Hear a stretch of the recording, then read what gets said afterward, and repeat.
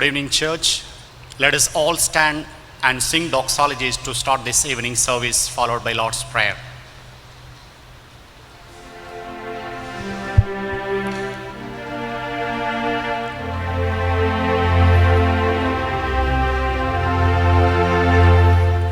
Praise God from whom all blessings flow.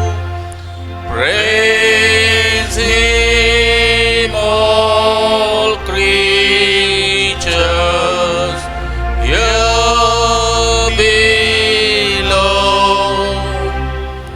Praise Him above, ye heavenly hosts. Praise Father, Son, and Holy Ghost. Amen. Lord's Prayer. Our Father, who art in heaven, hallowed be thy name. Thy kingdom come, thy will be done on earth as it is in heaven. Give us this day our daily bread, and forgive our trespasses, as we forgive those who trespass against us. And lead us not into temptation, but deliver us from evil. For thine is the kingdom, the power, and glory, forever and ever. Amen. Let us remain standing and read the response reading from Psalm 59. The response reading from Psalm 59. Let us read the last verse together. Deliver me from my enemies, O my God. Defend me from those who rise up against me. Deliver me from the workers of iniquity, and save me from bloody men. For look, they lie in wait for my life. The mighty gather against me, not for my transgressions, nor for my sin, O Lord.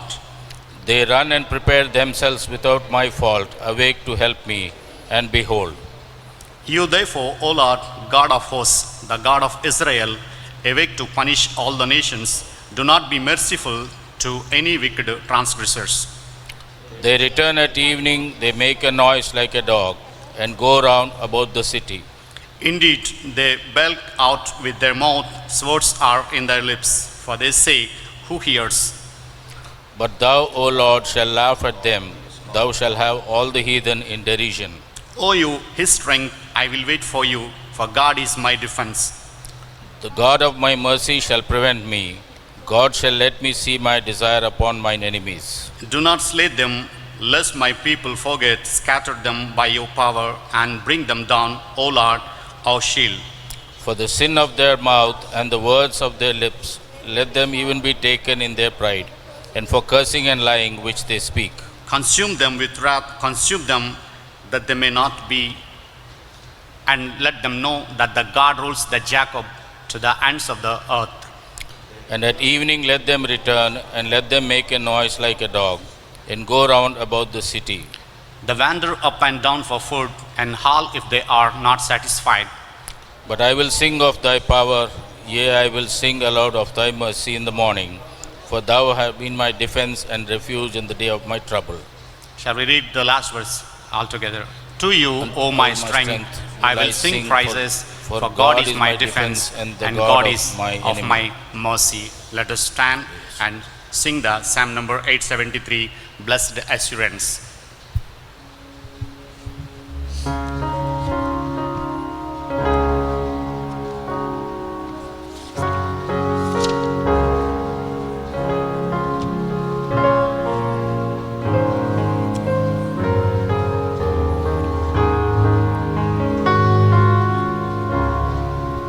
Blessed assurance,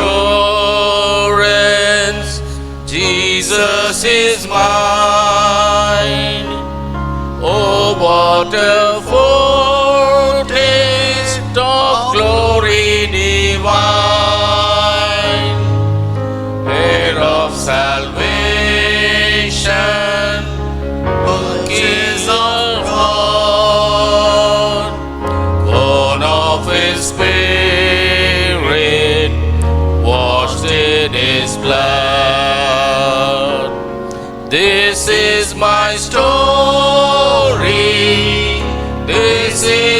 song, praising my Savior all the day long. This is my story, this is my song, praising my Savior all the day long. Perfect submission, perfect delight, visions of rapture burst on my sight. Angels descending bring from above echoes of mercy, whispers of love. This is my story, this is my song, praising my Savior all the day long. This is my story, this is my song, praising my Savior all the day long. Perfect submission, all is at rest. I in my Savior am happy and blessed, watching and waiting, looking above, filled with His goodness, lost in His love. This is my story, this is my song, praising my Savior all the day long. This is my story, this is my song, praising my Savior all the day long. Please be seated. For today's evening service, the scripture portion prepared from book of John Gospel, chapter 3, 1 to 6. John Gospel 3, 1 to 6 will read by Miss Queenie, followed by Mrs. G. Pallavi Prasad, will lead us into prayer. For today's meditation, the scripture portion is taken from Gospel according to John, chapter 3, verses 1 to 6. There was a man of the Pharisees named Nicodemus, a ruler of the Jews. This man came to Jesus by night and said to him, Rabbi, we know that you are a teacher come from God, for no one can do these signs that you do unless God is with him. Jesus answered and said to him, Most assuredly I say to you, unless one is born again, he cannot see the kingdom of God. Nicodemus said to him, How can a man be born when he is old? Can he enter a second time into the mother's womb and be born? Jesus answered, Most assuredly I say to you, unless one is born of water and the Spirit, he cannot enter the kingdom of God. That which is born of the flesh is flesh, and that which is born of the Spirit is spirit. May the Lord add His blessings. Let us bow our heads and look up to the Lord in prayer. Our gracious Heavenly Father, we thank you for your grace and mercy upon us in our small gathering today to worship you. Lord, we thank you for all your goodness, faithfulness, and unending love upon us. Lord, we thank you for your wonderful protection in the past 1 week and the days to come of this month. Lord, we thank you for all the goodness in our lives and your wonderful ways of miracles happening in our lives, oh Lord. Lord, we may be able to understand few things, we may not be able to understand few things, and completely we might fail in understanding your wisdom and your ways. But Lord, I submit every one of us at your feet, O Lord. Lord, you bless us with your wisdom. You give us and bless us your confidence in us to face tomorrow. Lord, we may not be able to hear your voice or look at the hand at your work.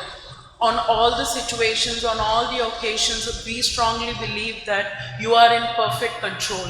Lord, it is you through whom our lives would be fulfilled. Lord, our very purpose of lives can only be fulfilled through you and with you. Lord, you are our hope. There is only peace in you, Lord, not this world. Lord, while we are going through this utmost dangerous and confused situations of COVID, Lord, I praise you for your wonderful ways of bringing in discipline to our lives. The way you're enriching love among us, Lord, the way you restoring the entire ecosystem, oh Lord. Lord, I praise you for all your blessings in your lives. Lord, we want to see your hand at every part of the day, knowing with confidence that you are in complete control, Lord. Lord, I also want to thank you for your grace upon us, O Lord. Lord, help us to be good stewards and so wisely, O Lord. Lord, bless our church members. Bless all our elders who are involved in all the activities. Through various activities, they want to spread your love, O Lord. Please help us with your strength. Lord, help each one of us with your wisdom and strength, O Lord. Lord, we have no control on anything. We cannot look at anything, O Lord. We cannot change anything, O Lord. But Lord, we strongly believe that you alone can do anything because you are Alpha Omega. Lord, bless our dear pastor when he is delivering your word. Lord, we strongly believe that it is through you, it is through him. You are speaking to us, O Lord. Lord, bless him, anoint him. Lord, I submit the worship team into your hands, O Lord. Please help them while they praise you. Lord, help us to prepare our hearts, cleanse our minds, to sit down and absorb all the goodness of the word you're speaking through the pastor. Lord, I submit the rest of the service into thy hands. Lord, I ask this in the name of our Lord and Savior, Jesus Christ. Amen. Now we have with us our beloved pastor, Reverend H. Prem Kumar Garu will deliver the today's message. Before that, we prepare our hearts to praising and worshiping our living God. I request the church choir to lead us into praise and worship service.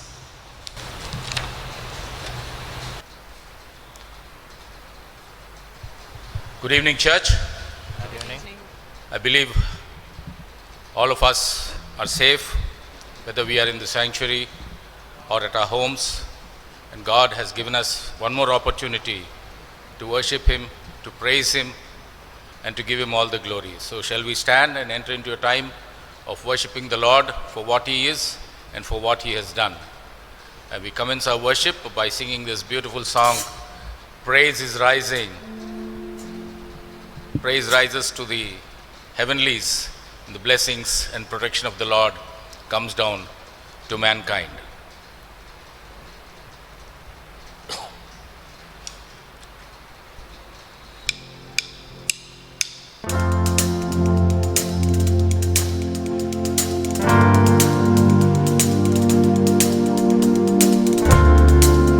Even as we worship Him, let us clap.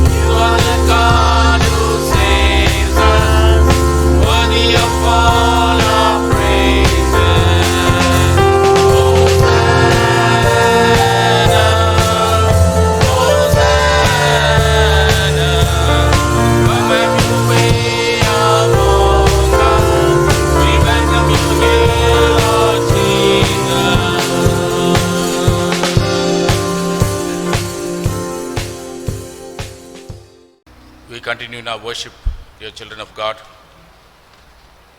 by singing another beautiful song. Lord, I come, I confess, bowing here, I find my rest.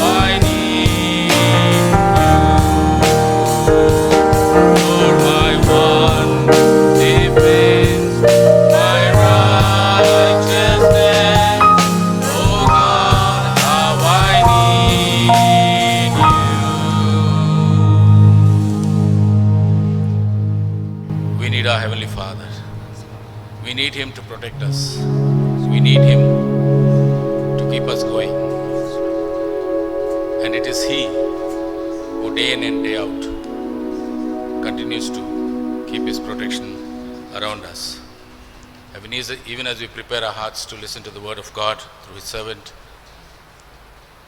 we desire that God talks to us.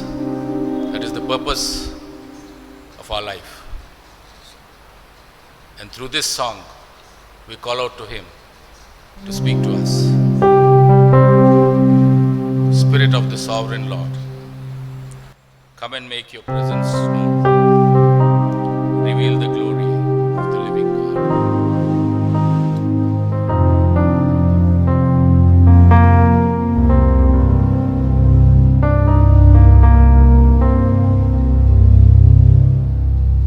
Spirit of the Sovereign Lord, come and make your presence known. Reveal the glory of the living God.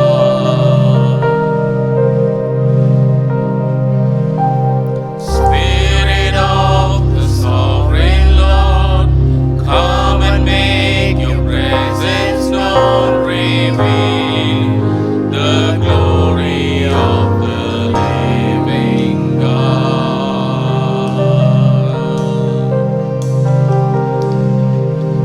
Spirit of the Sovereign Lord, come and make your presence known. Reveal the glory of the living God. Let the weight of your glory cover us. Let the life of your river flow. Let the truth of your kingdom reign in us. Let the weight of your glory, let the weight of your glory fall.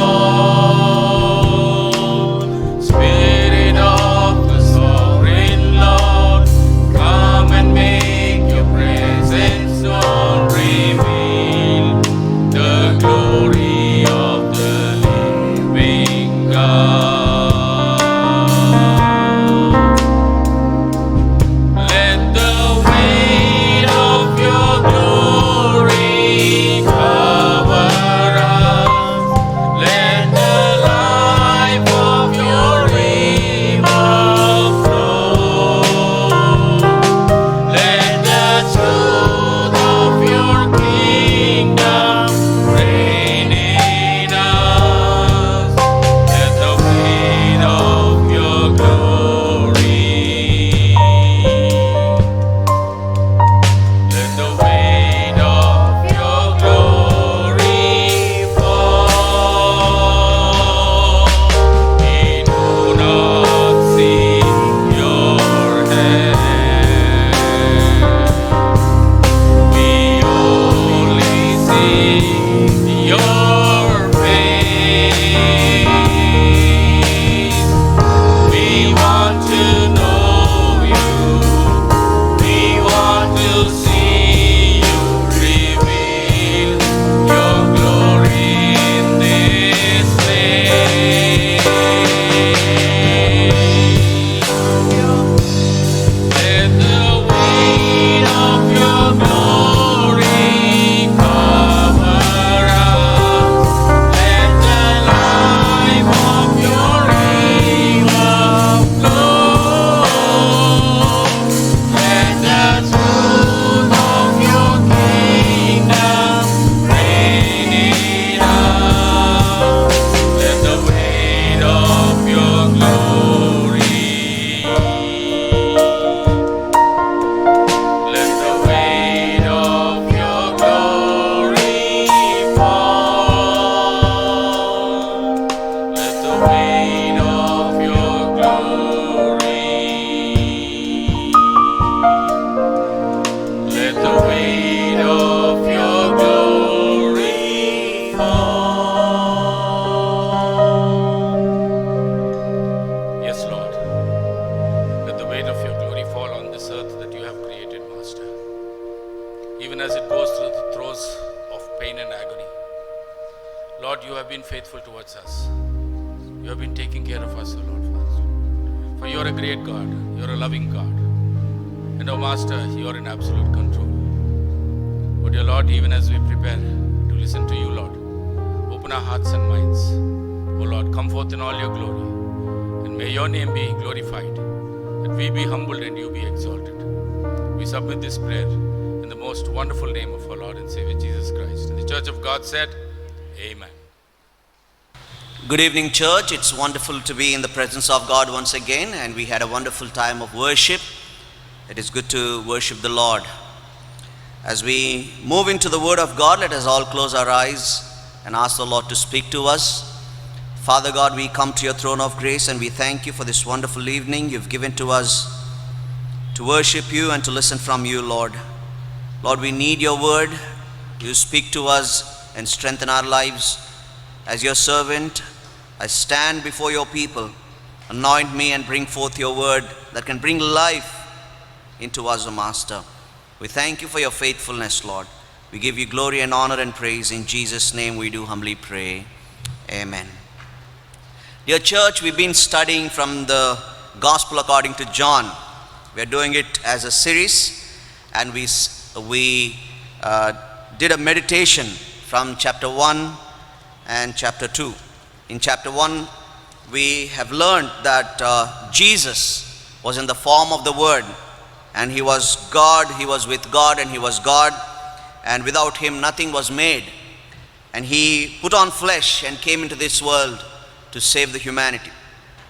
And we also studied from John chapter 1, the testimony of John the Baptist about Jesus, where he said that Jesus is the Lamb of God and he came to save us. Also he said that Jesus baptizes us in the Spirit and fire.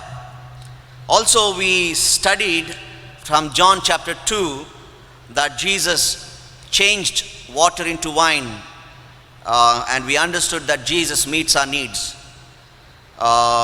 We also studied that Jesus knows us, and then we also studied that Jesus cleansed the temple afterwards, and we understood that Jesus cleanses our bodies and our hearts, which is the temple of God.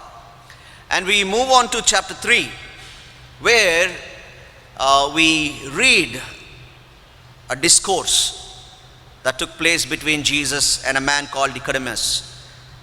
As I mentioned in my introductory sermon about John's Gospel, that John records more of Jesus' discourses with people, individuals and groups, more than what other evangelists record in the synoptic Gospels, Matthew, Mark and Luke. So as we come to John chapter 3, if you could open your Bibles please to John chapter 3 and read verse 1, we read about this man called Nicodemus. And it says here, now there was a Pharisee, a man named Nicodemus, who was a member of the Jewish ruling council. It's an introduction to this man. It says that he was a Pharisee. Pharisees are one of the sects of Judaism after that started after the second temple was constructed. Pharisees, by the name, the Greek term Pharisee or the Greek term for the word Pharisee means separated. They called themselves as separated people, separated for God. They followed strict rules, strict laws, and they separated themselves from other Jewish people. And it seems this man was a Pharisee, and he was called Nicodemus. This name actually has a wonderful meaning. I don't know why his parents gave this name to him, Nicodemus, which means victorious. So he was a Pharisee, and he was also a member of Jewish ruling council, which is called Sanhedrin. This is in two sections. The lower Sanhedrin, which had 23 members and which is in villages. 23 elders ruled that lower Sanhedrin, which ruled a village usually. and then the Greater Sanhedrin, which contained 71 members, and it is like the Supreme Court for Jews. And those cases which could not be dealt in the lower Sanhedrin would be passed on to the higher or Greater Sanhedrin, where they deal with those cases. And he is a member of the Sanhedrin Jewish ruling council, which means he is not an ordinary man, he was a great man. Nicodemus was a great man. He was a Pharisee and a member of Jewish ruling council. Then he comes to Jesus one night. He doesn't come to him during the day. Usually people met Jesus during the day, but he comes in the night because it was not supposed to be done. He should not be coming to Jesus and speaking to him, because the Jewish ruling council is against Jesus and what he was doing, what he was teaching. But for some reason, Nicodemus seems to be taking a liking towards Jesus because of what he was teaching and what he was doing especially. So he comes to him and he talks to Jesus and calls him Rabbi, which is very interesting. Rabbi, a Jewish teacher, is called a rabbi. And usually Jewish leaders did not consider Jesus as a legitimate rabbi because he was teaching something other than what they were teaching. They didn't like the way Jesus was presenting himself. They felt threatened. In fact, we see that later in other gospels as well. But then Nicodemus calls him Rabbi, teacher, and he says, "We know that you are a teacher who has come from God." There are many teachers. There were many teachers during that day as well. But then Nicodemus says, there are a lot of human teachers, but we know that you have come from God. We need to notice the word "we." He was talking inclusively. I don't know whom he meant by the word "we." I suppose that he was including his colleagues in the Sanhedrin. They knew who Jesus was by the miracles and signs that Jesus was performing, but nobody was willing to accept for some reason. "We know that you are a teacher who has come from God." And how did he know that? How did they know that? He says, "For no one could perform the signs you are doing if God were not with him."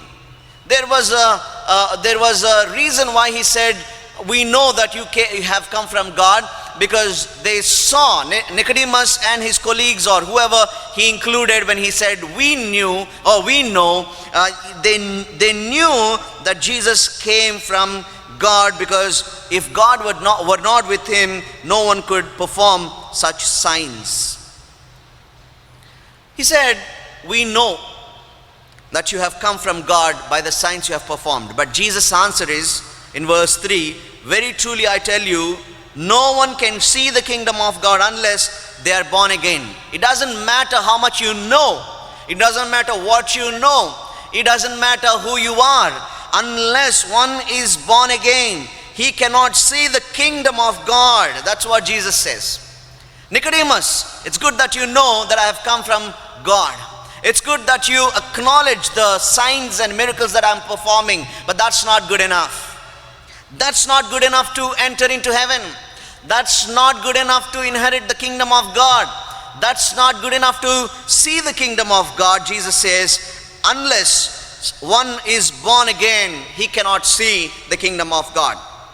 I don't know when you have heard this word "born again" last.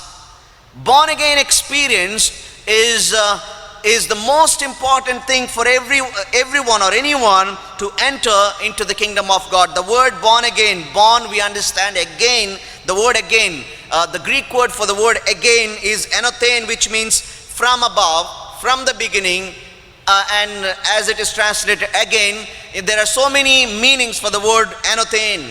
Born again, you should be born again. You should be born anew. You should be born from above. That's what we can understand from the word "born again," born enothein. And then, there is a question that Nicodemus asked Jesus. "Sir, you're saying that one should be born again. How can I be born again when I am old? Or how can someone be born when they are old. I am old. I cannot become small, enter into my mother's womb and come again. That's what he understood. Nicodemus asked, surely they cannot enter a second time into their mother's womb to be born. He misunderstood what Jesus said by the word born again. Jesus answered, very truly, I tell you, no one can enter the kingdom of God unless they are born of water and the Spirit. Then Jesus explains what he meant by the word born again. In 2 Corinthians chapter 5 verse 17, we see Apostle Paul tell that everyone who is in Jesus is a new creation, and there is nothing that belongs to the old. The old nature is gone and the new nature has come. And everyone who is in Christ becomes a new creation. That's what Apostle Paul says. But the basic foundation of that teaching we find here in the words of Jesus. One should be born again to inherit the kingdom of God, or to see the kingdom of God, or to be able to enter into heaven, inherit heaven. Born again, and then Jesus explains what it means by born again. Born of water and born of the Spirit. And he explains furthermore in verse 6, flesh gives birth to flesh. You have a flesh, and you are born from flesh, because flesh gives birth to flesh. And if you want to be born in spirit, spirit has to give birth to spirit. That's what Jesus means. And we understand from the Bible that every person who is born, every child that is born spiritually dead. Physically alive, but spiritually dead.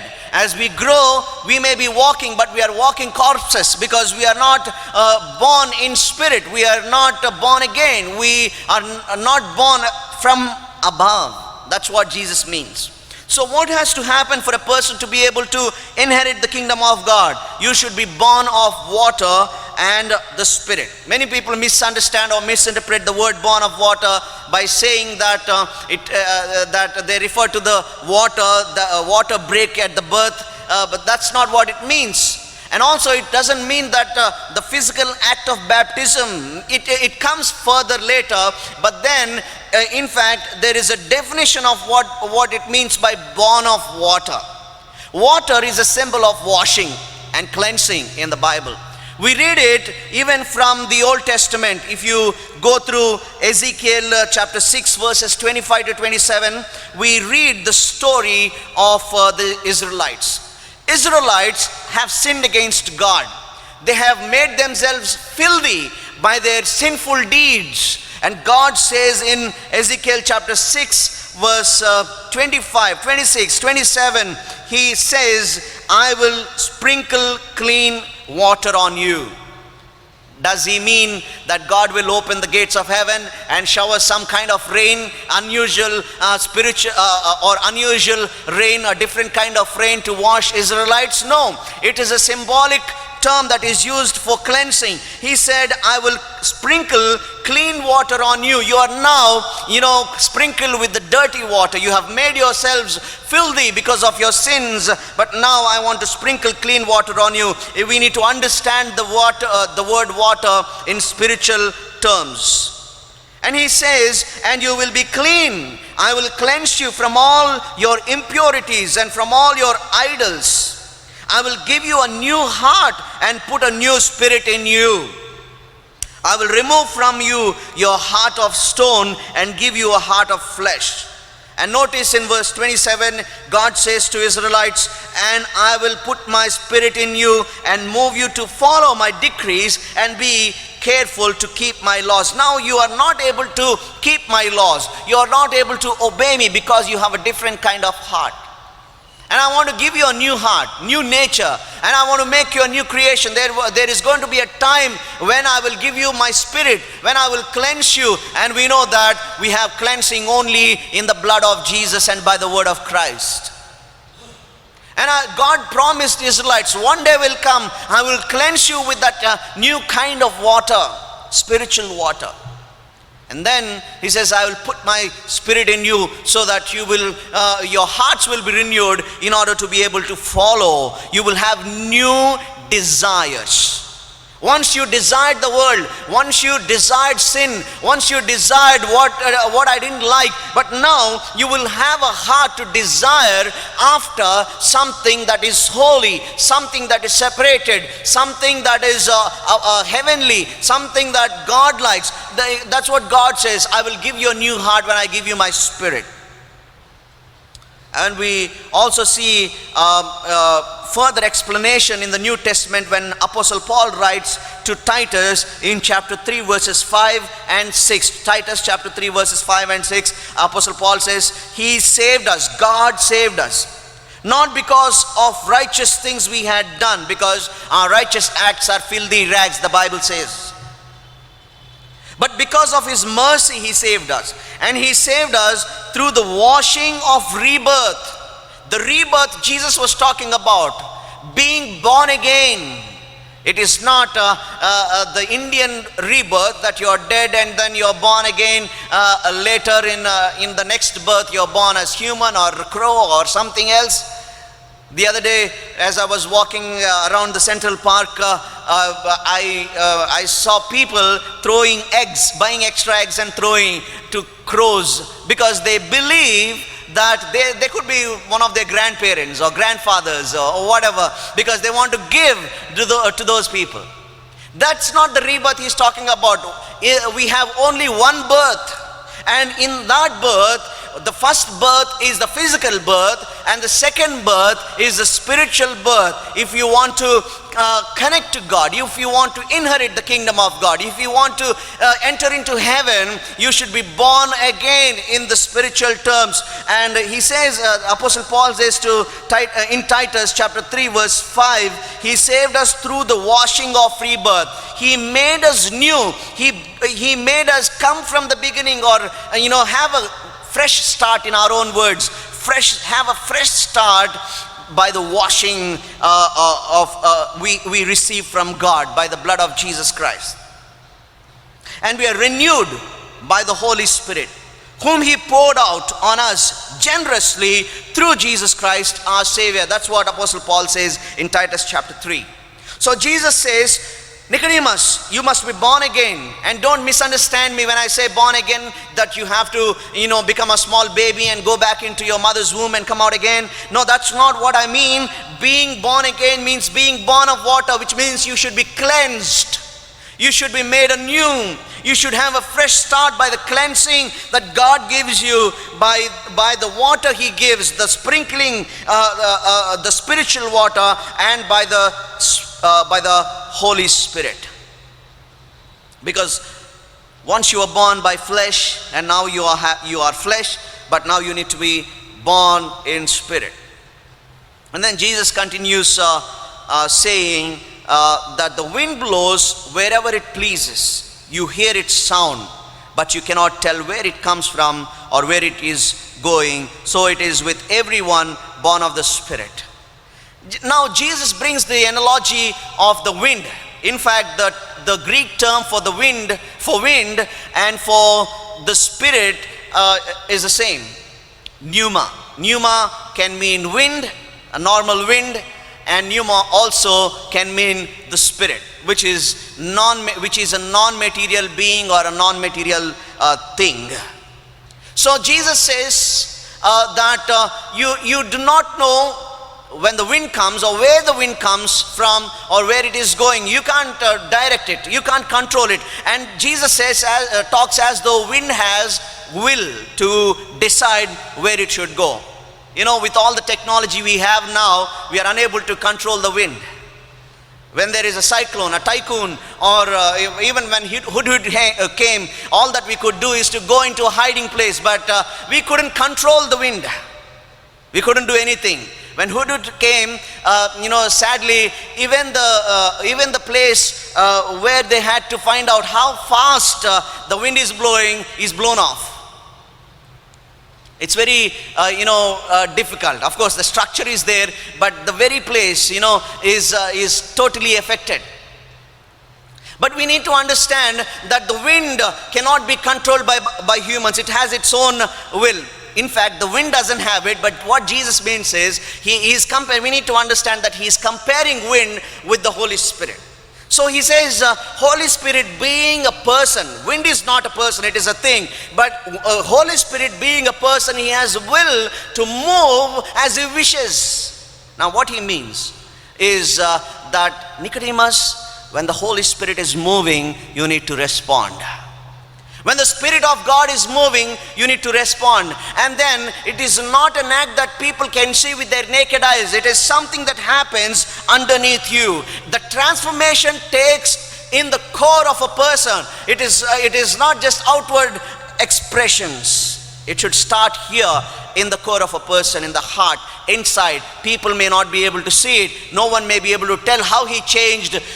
Maybe the acts are different afterwards. Because if there is no change in the core, whatever you do, you cannot do it all the way throughout your life. Because we sometimes we look at people and say, oh, what generous person he is, or what a great person he is, what a wonderful person he is. Then later in life, we find out that he is not as generous as we thought, or not as good as we thought. Because at that time, that person may be doing that for some reason, but then later on, if he is not generous in the core, he is not truly generous. Maybe he is doing, like some politicians who just give out gifts at the time of elections, and then they know how to take it back.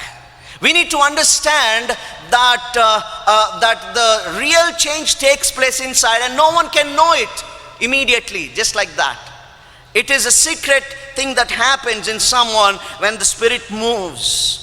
The born again experience happens here. Every person who comes to the church and dips himself in the baptismal tank, it doesn't mean that he is changed. Baptism can happen without a transformation in the heart. For marriages, people are baptized. For many reasons. For church membership, people are baptized. There can be 101 reasons why you can be baptized. But the real change, people cannot see. It takes place. That's why Jesus says you should, he says the wind blows wherever it pleases. You hear its sound, but you cannot tell where it comes from or where it is going. So it is with everyone who born of the Spirit. No one can know really what happened inside. No one can explain, but later on you hear the sound. And there is a little word play here. We need to understand the wind sound also resembles the voice of the Spirit. When you see the wind, you can really see the wind, but you know it by the movement of the trees or the things that, papers or whatever is around. But you can recognize the wind, otherwise you won't be able to see it. You can hear it as well. How? When the wind touches something, or when it is blowing around something, that the sound that makes, in the same way, the sound of the Spirit, the voice of the Holy Spirit, one should be able to catch, understand, to be able to born again. That means we need to have responsive ears or sensitive ears to what God is trying to do. One man of God said we need to learn to surf the waves when the wave of God comes to us. Be sensitive. Now, there was a time when the right time has come, the salvation had come, and when Jesus was born, grew up, and then he's preaching the gospel, the wind of God was moving at that time, but not many are recognizing the wind of God. Not many are recognizing the move of God.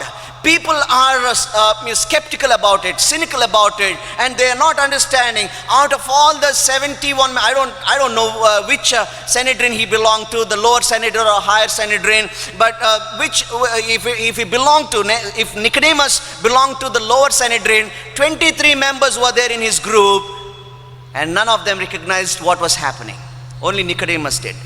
If he belonged to the higher Sanhedrin, 71 members are there. None of his colleagues acknowledged, recognized, were able to sense what God is trying to do in the world. Only Nicodemus was trying to do. That's why in the secret, in the night, he comes to Jesus and tries to meet him and find out more about him. And then Nicodemus, he was accustomed usually to see things in the physical sense. as a law teacher or whoever he may be. And so he was not understanding all this stuff really. And he asked Jesus, how can this be? Many times we may go to church for 50 years or 40 years or 30 years, but we cannot, or maybe even preach, but sometimes we can't understand the move of God or things that are happening. How can this be? Nicodemus asked. Then Jesus says, you are Israel's teacher, said Jesus, and do you not understand these things? Very truly I tell you, we speak of what we know and we testify of what we have seen. Jesus and his team, Jesus talks about, I believe, and he says, we have seen. And because Jesus came from heaven, he knows what's happening there. He has seen it. And then his disciples are seeing what Jesus is doing. And whenever he says something, he wasn't just saying vaguely. He knows everything about what he was speaking. Because Jesus says, only the one who comes from above will know. Now, the meaning here for coming from above is different. Only the one who is sent by God can know those spiritual things. And Jesus gave one example from the Old Testament, which is very familiar to Nicodemus, being a teacher of the law. The example of the serpent being lifted in the wilderness. We need to go to that story in the Old Testament. In the Old Testament, we read as the Israelites started their journey from Egypt and they're on their way to the promised land. On the way, people were tired and they started grumbling and they started rising against God and his servant Moses. And then God punished them several times. And one time God punished them with dangerous serpents. They come, bite, and they die. People, hundreds are dying. So they cried out to Moses, and Moses cried out to God, and God told Moses, put up a stick and hang a bronze serpent on that stake, and then let everybody look at that, and whoever looks up to that bronze serpent shall be saved, and those who don't look up to that will die. That's a punishment. And who will look up to that? Only those who have faith will look up to that. Only those who have obedience to God will look up to that. Those who are disobedient, rebellious, they won't look up to that. So those who looked up, they were saved, and that's all they understood when they read that passage. What they understood was, have faith and obedience and you will be saved. But furthermore, Jesus explains why that took place and what it resembles, what it means. Now, just like the snake, the bronze serpent was lifted up in the wilderness, the Son of Man has to be lifted up on the cross, and whoever looks up to Jesus who is crucified shall be saved. Their obedience and faith comes there into picture. So he says, just as Moses lifted up the snake in the wilderness, so the Son of Man must be lifted up, that everyone who believes may have eternal life in him. For God so loved the world, the famous scripture portion we all know, that he gave his only begotten Son, that whoever believes in him shall not perish but have eternal life. Now, have faith, Nicodemus, in me, in what I'm going to do at the end of my ministry. But then sadly, I don't want to explain everything here, but I want to move quickly to verse 19, where Jesus says, this is the verdict. Light has come into the world, but people love darkness instead of light because their deeds are evil. Everyone who does evil hates the light and will not come into the light for fear that their deeds will be exposed. Nicodemus comes in the night, in the dark. But he took a good step though. He came to Jesus, whether it is night or day, doesn't matter, but he came to Jesus. He was coming in secret. He was kind of starting to be a secret follower, and he is coming there and meeting Jesus. And Jesus says, yes, you might have come, but a lot of people won't come to me because even though I am the light, people who do evil deeds, wickedness, will not come to light because of the fear that their deeds will be exposed. We might have noticed when we walk out of the house in the night, pitch dark, and you go to your backyard for some reason and you go with your torch, suddenly you see a centipede or something, and the moment it sees the light, it just slips under a rock, under a stone. It doesn't stand that light because it is a kind of a dark creature that lives in the dark. When you turn those stones in your backyard, you will see a lot of creatures that they're trying to run and hide somewhere because they can't see that light. Really, they don't want, because they'll be exposed. Many people who do evil deeds, they're afraid to come to light. That's why if someone is used to taking bribes in an office and somebody doesn't take bribes, it doesn't really go well there, because they really hate that person who doesn't take bribes, because there is some kind of heat there. They know the enmity there. They can't stand that person who is trying to do the right thing. They can't stand the person who tries to do the right thing. We need to understand the world. Why there's a big $100 or $1 million question. Why does the world hate Jesus and his followers? Why do they hate Jesus? The other day I was asking this question just for a starter of a conversation with my friend. Why does the world hate Jesus and us? Why do they hate? Because Jesus is the light. Ravi Zacharias said, people or atheists who do not want to believe in God, they don't do so because of the lack of evidence for the existence of God. Because of the moral problems, they don't want to accept the existence of God. It's like the cat that tries to drink milk closing its eyes. Nobody's watching. If I say there's no God, I can do whatever I want. I can kill babies. I can commit adultery. I can kill people. I can do genocide. I can do anything. And then they talk about humanitarian service and all that. But then if I say if there is no God, I close my eyes to God and I can do anything. That's the reason people don't like to come to Jesus. That's the reason people hate Jesus, because his teachings, people who do wickedness cannot stand. And what's the example? The other members of the Sanhedrin, they hated Jesus so much so that they wanted to get rid of him.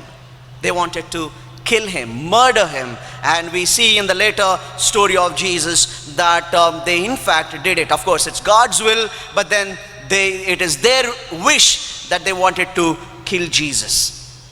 God's will is done through their wish as well, because God wanted to save us, but who executed it? Those wicked people executed it. Now Nicodemus comes to Jesus, and then wonderfully, what happened to Nicodemus? Did he accept Jesus as his personal savior? I suppose, because unlike the rich young ruler in Mark chapter 10 verses 7 to 27, Luke chapter 18 verses 18 to 23, when Jesus said, when this man comes, another man, rich young ruler, he's a different man, when he came to Jesus and asked, Lord, how do I inherit the eternal life? Jesus says, go sell your property, give it to the poor and follow me. He was very angry and he was upset, and he walked away without accepting him as his personal savior, because he was a rich man, it seems. But Nicodemus, what did he do? Maybe he walked away from there at that time. Nothing is mentioned at this point, but then the same evangelist John records 2 times about Nicodemus in John chapter 7 verse 50 to 51, when they were having a conversation in the ruling council about Jesus, and they wanted to punish him and all that stuff. Nicodemus speaks up for Jesus and he says, we know that in our law, before listening to a person, we should not accuse him. We should not pass on the judgment. Why don't you listen to Jesus, what he has to say? And then they tell him, are you also from Galilee? Galileans were looked down upon. So they called Nicodemus, are you also from Galilee? Because Nicodemus was kind of trying to speak up for Jesus. And then he becomes more open about Jesus in John chapter 19 verses 39 to 42. When Jesus died on the cross, he supplied with all the spices for the burial of Jesus Christ. He became more open, and I believe he was a hardcore follower of Jesus Christ. We need to understand that Nicodemus, finally, or we can understand that Nicodemus finally, gave his life to Jesus. Now, what am I trying to say this evening? Whoever is listening to this message, my dear brother and sister, you may be a Christian for many years. You may have been born in a Christian family. We think that by being born in a Christian family, or by being a Christian, you are saved. No, if that is the case, Nicodemus could be better than us, because he was born physically from Abraham. He was a child of Abraham in physical sense. but then he needed the born again experience. He knew the law, he knew about God, he was also seeing what Jesus was doing, he was understanding what Jesus was doing, but then he was supposed to respond to the move of the Holy Spirit and commit his life to Jesus. Be born again, let God transform the core of his life, his heart. This evening, my friend, do you have that experience? Do you have the born again experience? Don't tell me you're a Christian for many years. Don't tell me that you're born in a Christian family. Do you have the born again experience if you want to inherit the eternal life? Do you want to see the kingdom of God? If you want Jesus in your life, close your eyes right now and ask him to come into your heart right now. Don't postpone this, because the days are evil and the next moment we don't know. Right now, this is the right time. Give your heart to Jesus right now. Let us close our eyes and ask the Lord to touch our lives right now. Lord, we just come to your throne of grace. We thank you for speaking to us this evening. Lord, my brothers and sisters who are hearing this, they may be a Christian or not, but every person needs a born again experience, washed by the blood of Jesus, renewed by the Spirit of God, transformed into the new creation. Help us to have that experience inside of us, God. People may not be able to see that, whether that had taken place or not, but Lord, you know it, God. We know it when it happens in us, Lord. Lord, we pray, God, that whoever is listening to this and has committed their life to you by listening to this message, bless them, strengthen them, and Lord, we pray that you help them to live a life that is pleasing to you all the days of their lives, O God. Bless the church, O Master. Bless every one of us who is here, Lord. We give you glory and honor. In Jesus' name we do humbly pray. Amen. Time to offer our offerings. I request the ushers, please collect the offerings, please.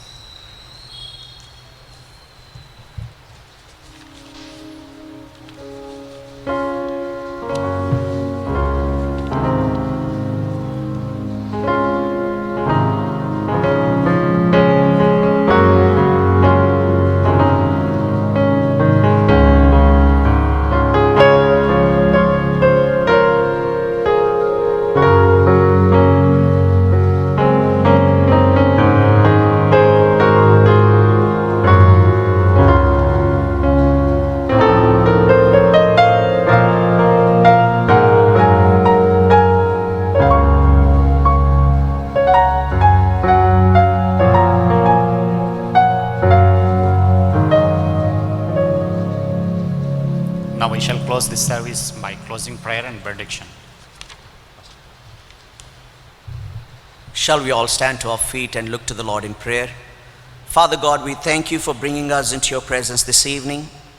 Lord, we pray that you bless every person who has participated virtually in this English worship service, O Master.